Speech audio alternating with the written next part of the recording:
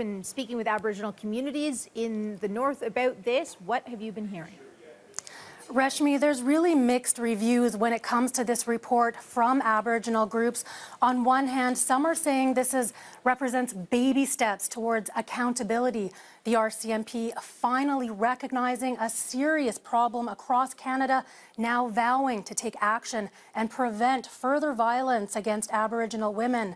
Now, others are saying this is a victim-blaming report, saying that it focuses too much on the individual, on Aboriginal women, and less on issues such as systemic racism. Now, there's also more questions for the RCMP. Why is this report coming out now? And what action will they do now that these latest numbers have come out? Now, there's also questions of, will the RCMP join calls to launch a national inquiry into the missing and murdered Indigenous women? Now, the RCMP say they're not willing to weigh in on that, but that's a great big debate happening among Aboriginal groups today is, should there be a national inquiry on this? And what are the two sides saying? Well, in the north here, in the NWT, the Native Women's Association is saying that there desperately needs to be an inquiry. They're saying there's a lot of pleads from Aboriginal women saying they're not taking seriously when they're putting out calls to the RCMP for help. And they're saying that this is a crisis and needs to be addressed immediately and warrants a full-on investigation.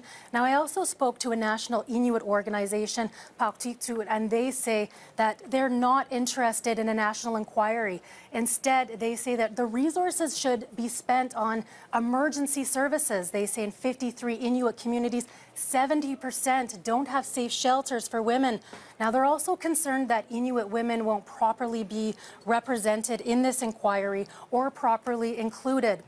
Now, I also spoke to the president of the Yukon Women's Aboriginal Council, and she said that they're tired of being treated like second-class citizens, and they needed this inquiry desperately. Now, she also said it may be a little too late for this inquiry now that we know that there's 1,200 missing and murdered Aboriginal women. Now, she also said she's very happy that with the work that the RCMP has done in the Yukon, and she hopes that the RCMP will follow suit in the rest of Canada. Okay, Angela, thank you for this.